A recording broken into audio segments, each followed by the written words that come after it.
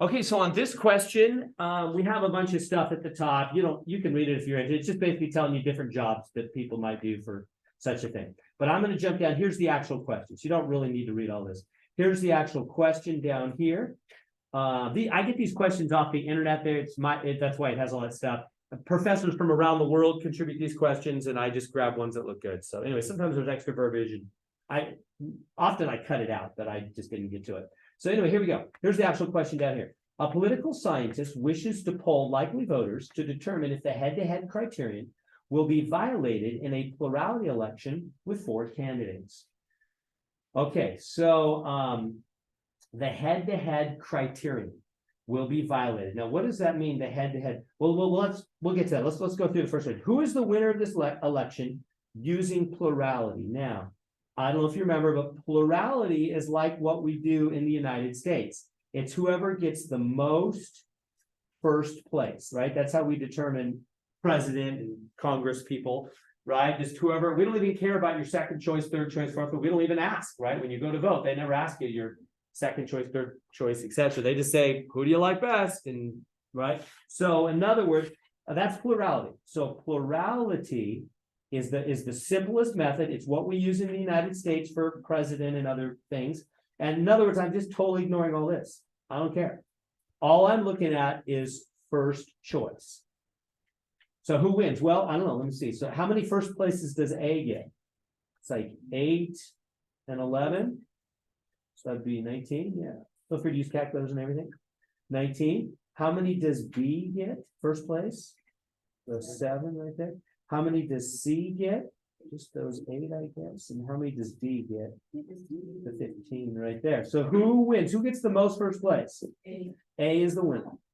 Using the method, again, we're going to have 4 methods. This is just one of the 4 methods of determining the will of the people that we're going to look at. So this is plurality. It's what we do in the United States. It says who got the most first place. Okay. Second question. Is there a Condorcet winner? Now, you know what Condorcet means now a little bit better, probably, right? It's about all the one-to-one matchups. This is going to be a little painful.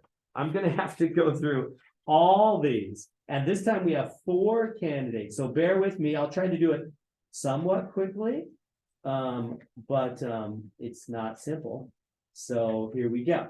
So I'm going to have to notice we have 4 candidates, A, B, C, and D this time, not just 3. So Condorcet, whenever you see that word, Condorcet, that's the French guy that basically said, look, it's all about one-to-one matchups. That's what it's really all about, to determine the will of the people. That's what he thought. So that means I got to go through all the one-to-one matchups. And so how do you do that? Well, just this is a good question. A lot of students ask me on this. Mr. and I had trouble setting them up. Let me help with that. Just start with A. Start with A like that.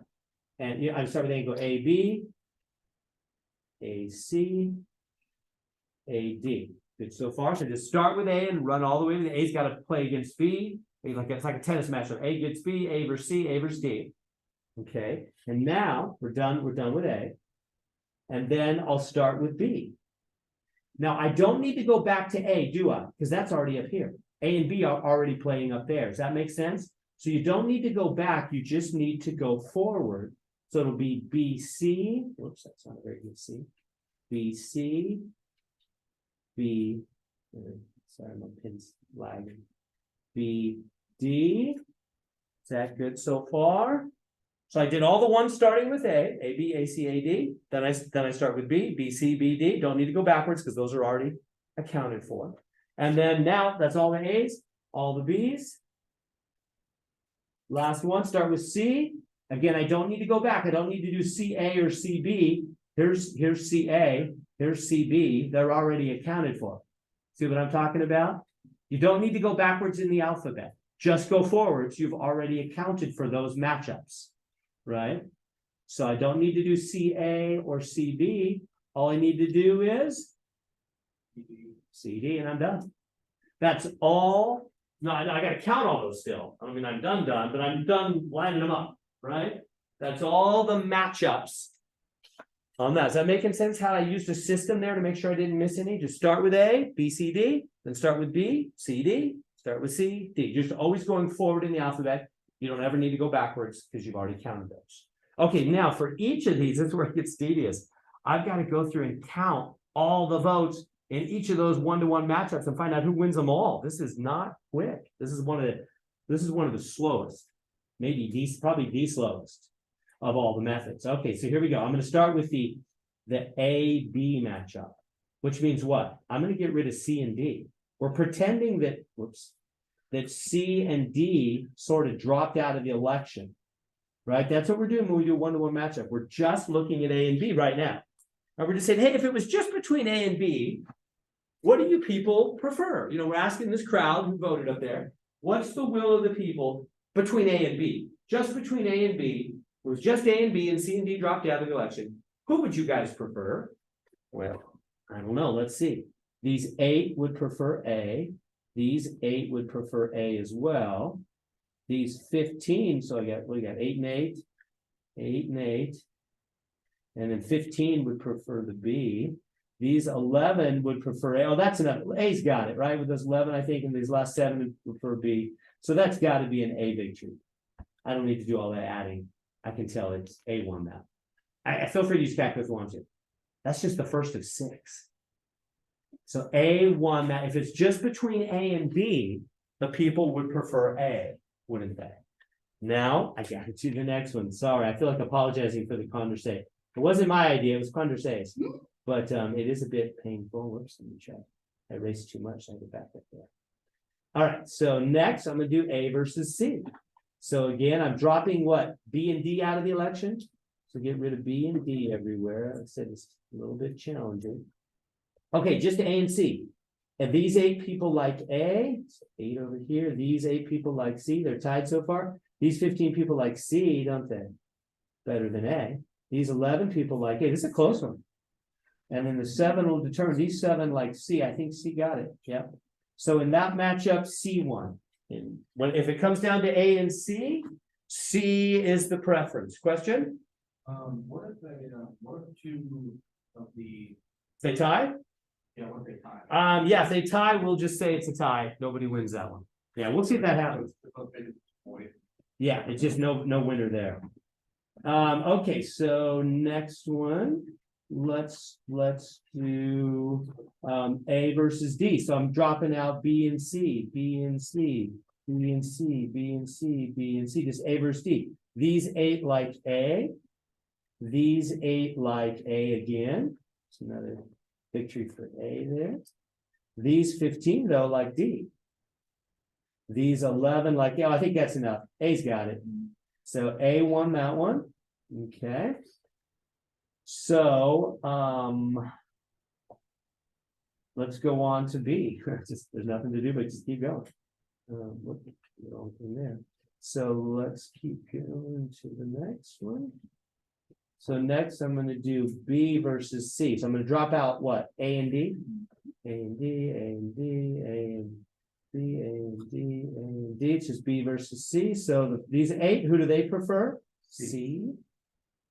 These 8, who do they prefer? Also C.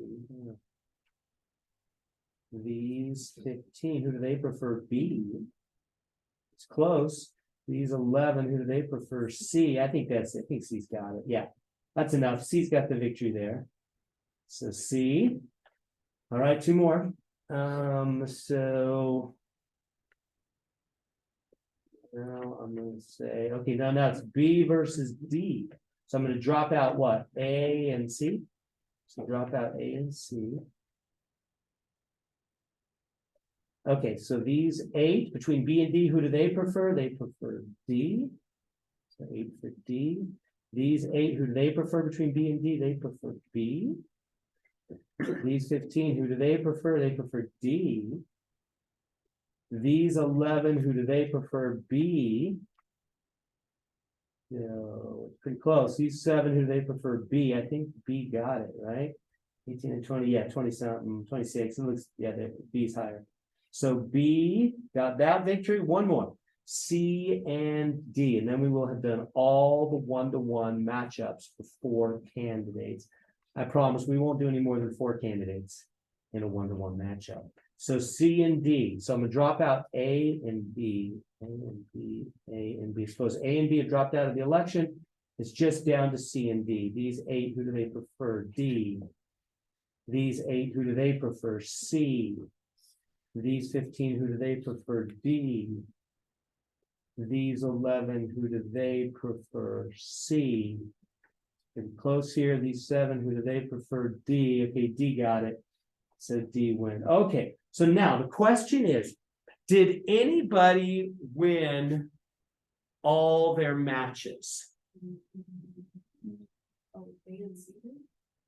I don't think so. Yeah, let's take them one at a time. First off, A. Did A win all his matches? No, right here, A lost. A lost to C. A won his other 2, but he lost to C. Okay, so then did B win all his matches? No. No, right here, B lost to C. Okay, did C win all his matches? Maybe. No, right at the end, C lost to D, huh? I counted that right. Yeah, C lost to D right at the end. It was a close one, but C lost to D. And did D win all his matches? No, right here, D lost. So is there a countersay candidate? No. I'm going to put in none here. Enter none if there's no Condorcet. So remember, what is a Condorcet candidate? Somebody that wins all their one-to-one matchups. So what Condorcet, the French guy, said is he said, look, if somebody is the crowd favorite in all one-to-one matchups, then he's the crowd favorite. He should win the election. That doesn't always happen, though. Like we see here, it didn't quite happen. Question? So what if you have a situation where one is knocked out, and then like so one candidate is knocked out, and 3 others each win one matchup? Is it not? Well, yeah, they all no. Yeah, we'll get to something like that later. But right now, we're just asking, did anybody win all theirs? That's all we're asking. We're not getting into more technical details. We'll get into stuff like that later. But for now, it's just a matter of, did anybody win all their one-to-one matchups? That's what Condorcet.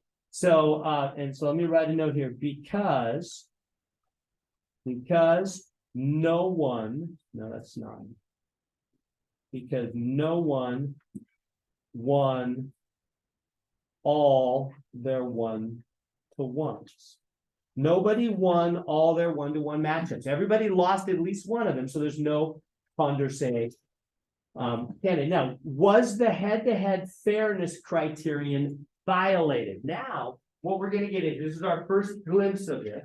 Like I said, we're going to have 4 methods of determining the will of the people, 4 voting methods, and then we're also going to have 4 fairness criterion, meaning we're going to look, is that fair? Because that's what this is all about, right? We're trying our best to use math to help determine the will of the people. A big group, who do they really like best? And one of the things Condorcet said, the Condorcet criterion, in fact, I can grab that for you really quick. Let me do that. Let me show you the Condorcet criterion. It is right here. No, it's not. It's right there. Yes. Okay. And this is in the notes, which I will hand you in just a second.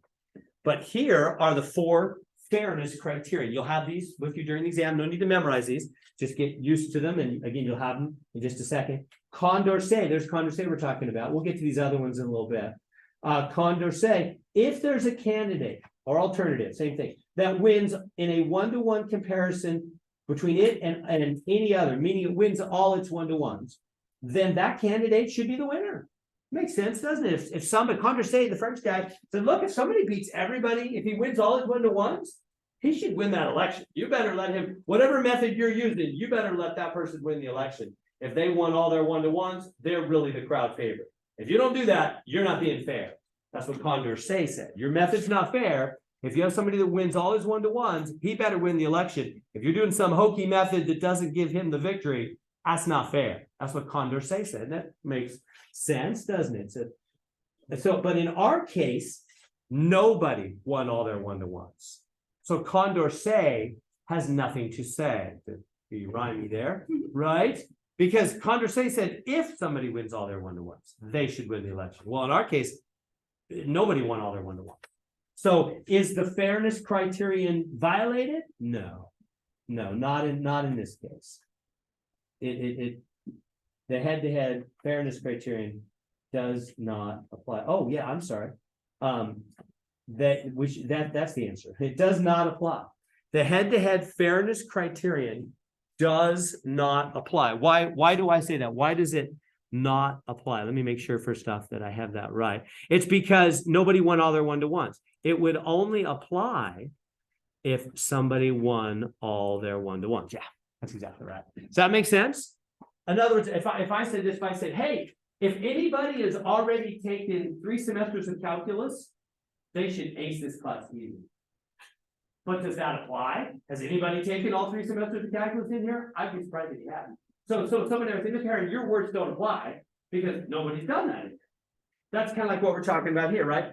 Condorcet doesn't apply to this situation because Condorcet said, if anybody wins all their one-to-ones, they should win the election. Well, nobody won all their one-to-ones.